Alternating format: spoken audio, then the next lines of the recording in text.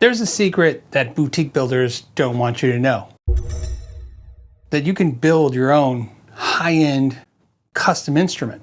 Now, I know some of you are thinking, well, of course, if you got the skills, you can do it. But I'm talking about with little to no skills, you can build a legitimately beautiful instrument that rivals high-end guitars that come from brands that sell their guitars made in the USA for $4,000, $5,000, $6,000, $7,000. I thought this would be a fun video, so what we're gonna do is we're gonna build an instrument with Warmoth parts. Now, if you're not familiar with Warmoth, I wanna just first tell you that they're providing the neck and body for this video after we reached out to them and asked them if they would help us. And we reached out to them because I've bought several Warmoth necks and bodies in the past, and I currently have 2 guitars that I've owned for years with their necks. And all the other parts and components in this video, I paid for. Unlike kit guitars that need lots of finish work, these guitars can come as finished or as unfinished as you like. In today's video, I'm gonna go with what I call like an 80% finished instrument. You can go as far as maybe an 85 or 90% finished instrument. I'll go through and I'll explain the entire process, and then I will tell you at the end of the video what it costs and the breakdown. So with that being said, let's get into the geeky stuff. I know when you think of Warmoth, you think of like Charvel bodies, Strat copies, but I wanted to do something totally different. And there is a guitar that I've always liked, and that's the Fender Starcaster. And I've always loved the kind of crazy out there large headstock, the semi-hollow offset body. The only problem is the only way you can find them is in 3 versions. The original ones, which go from $4,000 to $7,000. The reproduction ones, which are now going for $1,000, but usually made in China, and they're pretty good quality. And then of course you can get Squire ones pretty affordable for about $400 or $500. But when I saw that Warmoth had a body and neck like this, I thought, well, I want to do a semi-hollow in a high-end guitar. Why not make something that doesn't exist in the market right now? So what did I order? We have a 1/4 sawn mahogany neck with an ebony fretboard. The nut width is 1 11/16, or 43 millimeters. It's right-handed, standard profile. So it's a standard thin profile. White binding to match the body on the binding. These have stainless steel 6100 jumbo stainless frets. Dot inlays, they're mother of pearl. Now, a couple of things to point out. The type of wood you pick for the neck is going to dramatically change the price of the neck. You could get 1/4 sawn maple, you could get roasted maple. And also, if you want to save some money, you can also look at their in stocks, where you get to still select the fret size and sometimes the radius. You can also pick from what nut width you want. Not only can you do that, but you can do it right or left-handed, but you can also pick the fret material. But the thing that's most important is the tuning hole size. If you get your tuning keys ahead of time and you know exactly what size they are because you can measure them, then they'll drill the holes so you don't have to make any modifications to the headstock. So for instance, in my case, I'm going to be dropping Hipshots in there. I was able to look up and see that the Schaller Modern Fender Spurzels will fit those, and they're drop-in ready to go. Now, what's cool about this is, like I said, you can really make this instrument so you're doing very little to no work on it when you get it. When you're picking the nut, not only can you select not to install one, so you can do it yourself, you can pick one which will be pre-slotted. You'll still have to do some work on it or take it in for a setup, but more importantly, you can pick it for the price of the actual nut material. So what's great about this is basically that makes it to where the neck comes pretty much out of the box, ready to play. You just have to install tuning keys. So that's the neck. Let's talk about the body. The body, what do we have here? We have a carved top, semi-hollow, a mahogany body with a 5/8 flame maple top, rear routed, which comes standard. And I went with this cherry burst with gray because I saw some PRSs like that and I thought, oh man, that'd be really cool. And for the bridge, I bought a Godot. And pickups, I just wound my own pickups. A couple things that are cool about this neck. Warmoth uses a different style truss rod, and here's why. They use a truss rod that's designed and built by Godot, and the idea is that the main adjustment's at the base of the neck, just like a vintage Fender would be. So when you bolt on the neck, you can't access that without taking off the neck. So what Godot did is they made a side adjustment.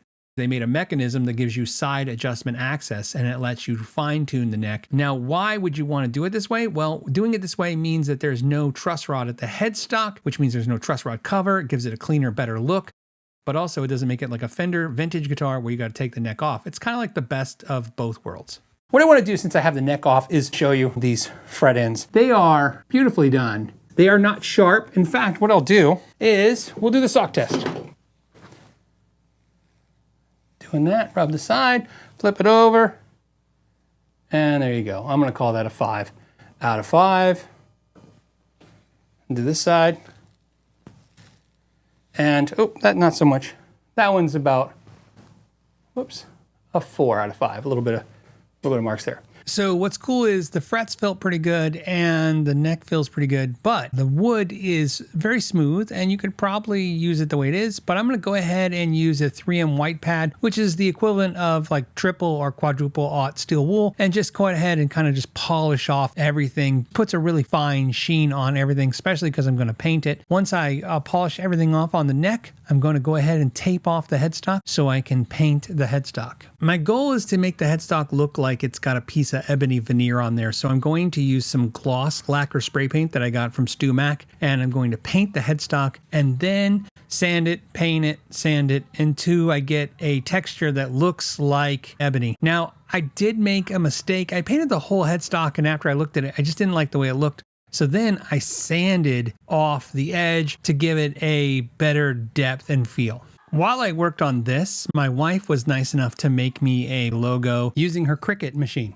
If you guys watched the video I did a few months ago called The Greatest Guitar Ever Made, it was about a guitar that's called a Moonstone. This is a very unique and expensive guitar. What happened was, in this story, I talk about how we used to call it a moon pie guitar because we couldn't remember the name Moonstone. She asked me if I would want a moon pie logo for this guitar, and I said, absolutely. I asked her to make the logo huge. At first she doubted me, but I was like, look, the headstock is big. I kind of want this to be a little sarcastic and fun. Let's go big. Let's go bold. And again, after I was done, I used those same 3M pads to smooth out the headstock and soften it. I did not put a clear coat over the finish.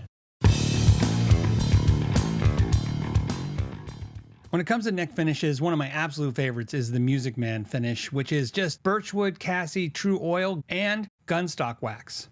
When it comes to gunstock oil, you just want to put a little teeny bit, as you can see, on the clean cotton rag, and then just wipe the neck and then let it dry and then reapply as many times as you feel until you get the glossiness you desire. I'm only going to put one application on this because that's all I want. After it's dried, I use the clean part of the rag to go ahead and wipe the neck of any excess. Once you're happy with how the neck is, you're going to go ahead and apply the gunstock wax. And again, a little goes a long way, and then let it dry. You can use the clean part of the cloth to wipe off any excess later. And then at the end, you're going to go ahead and take the 3M Scotch Brite pad, which is the equivalent of a triple or quadruple aught steel wool, and wipe down the neck. And that's all you need to do. You might want to do this every so often, but it depends on how much you play. You can see here what the finished result looks like, and I have to say, for how easy it was, I thought it came out looking great. I was pretty happy with it. Really easy, considering it was just a rattle can of spray paint and some sanding time. So then I went back and started working on the body. Now, I wanted to install the bridge posts, and a couple of things to tell you right now is that a mistake I made is I ordered the body, and then I kind of guessed at what bridges I would be using. However, because it was really hard to get it, especially in the time frame I had to make the video, I couldn't find the correct bridge post. The hole they drilled was 10.8 millimeters, and what I needed was an 11.3 millimeters with the Goto bridge. So this is not a very hard thing to do because you're not drilling a new hole, you're just widening the hole. So you just get 11.3 millimeter drill bit and just be slow and careful. However, like I said earlier, this can be as complete or as incomplete as you choose. And so for $25, you can either buy a bridge from Warmoth and have them install the studs, or you can send them your bridge and they'll install the studs. Either way, it's $25. Now, to install the posts, you can do two things. You can use a drill press, which is usually what I would use. However, I wanted to show you a technique that I used for years when I used to not have a drill press in the shop. You put painter's tape down to protect the body, and then you can use cardboard, or I use duct tape to put on top of the painter's tape. And I recommend even probably doing both. And the reason you're doing this is you're going to hammer down the post into the body, and this is just in case your mallet misses and hits the body. Now, this is a good time to mention that you have to run a ground wire through the hole into your electronics area to the post. And you can see right here, I'm going to show you the side so you can see where that goes. This is important because if you don't ground your electronics to the bridge, then your guitar will hum and it will become very annoying. And once you've securely installed that wire, you can go ahead and put your insert for your posts. After I installed the bridge post, now I'm going to start dropping in all the electronics. And I had this DiMarzio pre-wired kit that I've had laying around for about a year or so, and I thought, what a perfect time to use it. One of the reasons I like this is, if you look at a $9,000 Collings guitar, they have DiMarzio potentiometers in their guitars. So it's a nice way to finish out a guitar to make it feel really high-end. Now, I know you can buy individual potentiometers and parts and save a lot of money versus buying a pre-wired kit, but the point of this video is to show you kind of like a subcontracting guideline. In other words, you could subcontract all the things to make a beautiful guitar. In fact, you don't have to do any of the work yourself. You could just get all the parts and have your local repair shop that has a qualified luthier or guitar tech put together the guitar, or you could put it together and have them do the final setup. Either way, the idea is you can do as much or little as you want to achieve a very high-end boutique instrument. The kit felt like it took about 10-15 minutes to drop in, but fishing the three-way switch through took about another additional 15 to 20 minutes to pull it through. Now let's go ahead and install the neck, and I love that they put the sticker here in the pocket that says to be wary of the fact that the heel is shorter on one side than the other. So the neck plate and screws I bought were from Goto, and they were all the same length. So I used a Dremel to cut the front one shorter. I just eyeballed it looking at the side because, again, you don't want the screws to ever touch the fretboard or cut into the fretboard, much less go through the fretboard. The great thing about it is Warmoth drills the holes perfectly for the standard screws you would get with a neck plate, so you don't have to do any drilling. They just insert perfectly. I might recommend you put a little bit of wax on the screw the first time you screw it in. The tuning keys, I went with Hipshot locking ultralight tuning keys. I love these tuners. They're accurate, they feel great, and they're pretty easy to install. As you can see, you can use a straight edge and then install them. However, they come with something called the ump plate. These little plates right here where you literally just put them in and install the tuning keys with no drilling, no screws. So you don't need any modifications to the instrument to install these tuners. And as long as the hole size is correct, which it is, you're good to go.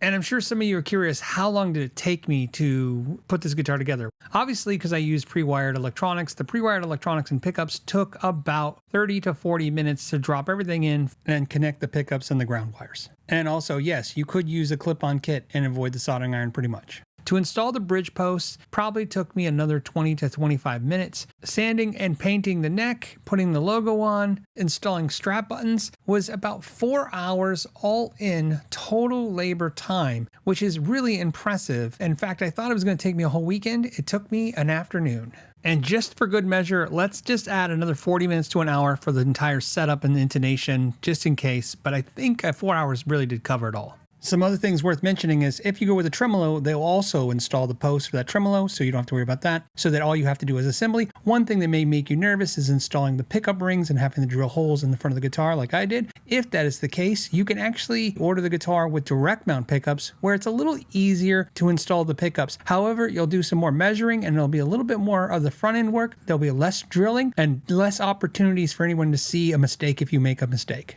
Now, I know the guitar passed the fret end test, but two things to note. It sat here for almost 2 months, keeping in mind that it never did shrink, and even though the frets felt great, the fretboard edge was kind of harsh and sharp, and I think this guitar, because it has kind of more a vintage vibe, I wanted it to be a very vintage feel. So I rolled the fretboard edge, and then because I rolled the fretboard edge, I rounded over the ends of the frets so that they felt like a broken-in guitar played for 40, 50 years. The nut came slotted. So what was easy about that is once I put the strings on it, it was very easy to go ahead and just widen or deepen any slots that I needed to based on how the guitar played. And what's really good is I used the Music Nomad files, which have the diamond coating. The weight, let's talk about the weight. So I put a aluminum stop tail piece on the guitar, and I also use ultralight Hipshot tuners. So looking at the weight, it's gonna come in at 7.84 pounds or 3.550 kilograms. What was great was, if you've ever built a kit guitar, I can tell you this was a far cry from a kit guitar. This was essentially assembling two beautifully manufactured pieces, the neck and body, and just adding your parts. You can buy an Amazon guitar kit for $66, basically 70 bucks complete. If you want to try that experience, try this experience for under $100 and give that a shot. I will tell you that if once you get that done, that will be 1,000 times more work than this. Okay, I'm running this through a Boss Katana 50 watt amp. This is the Gen 3, and this one is an exclusive blue one from Guitar Center. And I thought it was cool in the custom blue. I think it's an amp that a lot of you are familiar with. I'm gonna start on the clean channel on the amp, and we'll start with the neck pickup.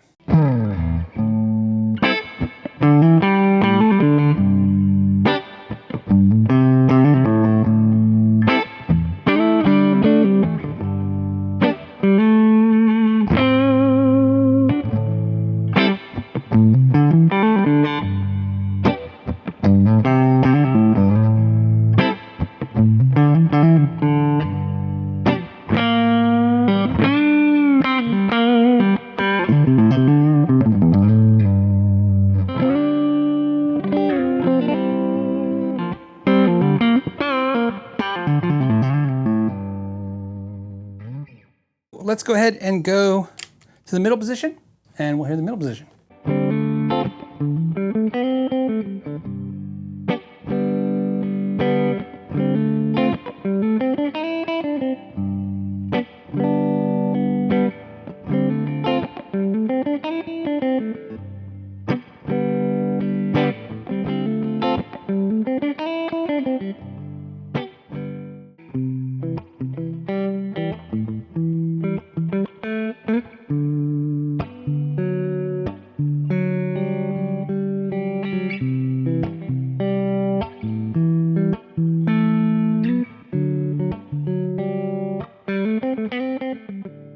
Okay, so now let's go to the bridge.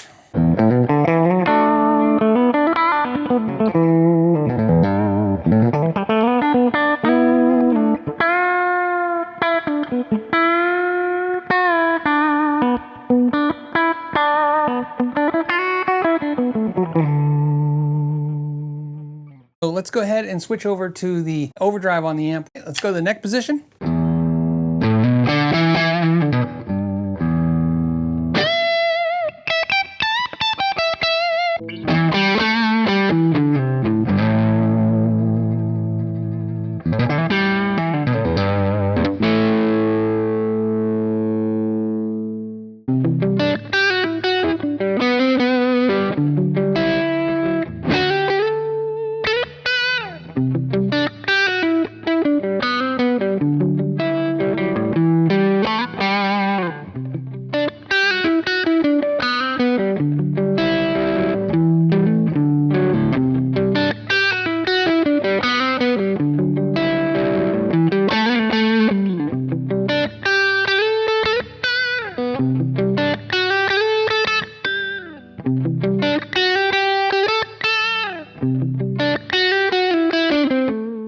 Let's add some more gain and go to the bridge.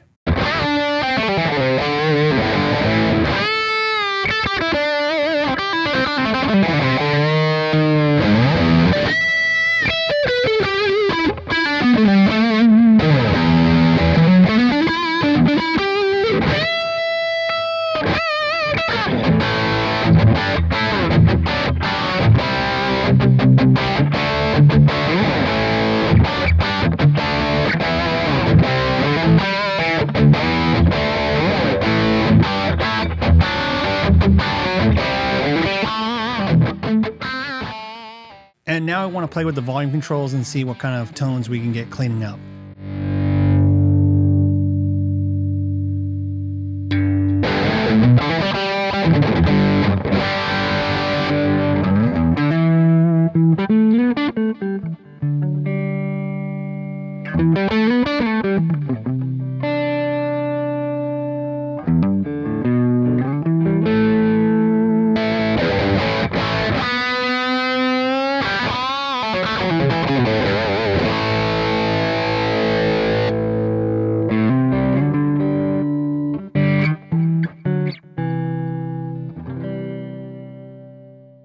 So I said I'd break down the prices and tell you what it cost, and here's how it worked out. The body was $810, and that's because I picked a 5A flame top and a couple other premium options like the binding and the extra F-hole. You could cut costs and drop the body by a couple $100 if you pick different options or a different body. The neck was $499, and again, premium options like stainless steel frets and binding, and you can get a neck like this with nickel frets and no binding for as low as $214. The pre-wired kit sells for about $179, but I found it as cheap as $159. The pickups, I made the pickups, so for you guys I would add whatever your favorite pickup price is. Pickup frames were $10.99. Output jack plate was $6.99. The bridge and the tailpiece cost me $79.99. The Hipshot tuning keys cost me $64. The knobs, I just found them laying around, so I just used them. The neck plate was $7.99, and the strap buttons were only $99. So the total price was $1,647.95. That's the cost. Now, one of the things I get a lot of questions about is resale value. I understand as a guitar player, one of the things you think about is that when you buy a guitar, if you don't love it, you want to have the ability to get rid of it and recoup as much as your cost it back. Custom builds like this are going to have a huge decrease in resale value. You have to think of this as more of an experience build or getting exactly what you want. You're taking the chance that you're not going to guess exactly what you want. I think going into this, you want to seriously do a couple things. Maybe buy one of those inexpensive Amazon kits and give it a try and see how you enjoy that process. And if you do, when you're ready, maybe upgrade to something like this. This is a lifetime instrument. In other words, this is a beautiful instrument that I would put against any guitar in the $2,000, $3,000 range. Absolutely. This is an expensive endeavor. And the one thing I will tell you though is you will learn a lot if you go down this road. I think building the inexpensive kits teach you more about the aggravation side of building a guitar, where this is going to teach you more of just making sure you do good work, because this is unlike the inexpensive guitars where it's about trying to make that thing that's not very good, good. This is about not messing up something that already is good. You're gonna be a little bit more stressed when you drill holes. You're gonna be a little bit more stressed when you try to add components, because again, it is very high quality. Overall, just plays and sounds fantastic. On that note, I wanna thank you all for your time. To the next time, know your gear.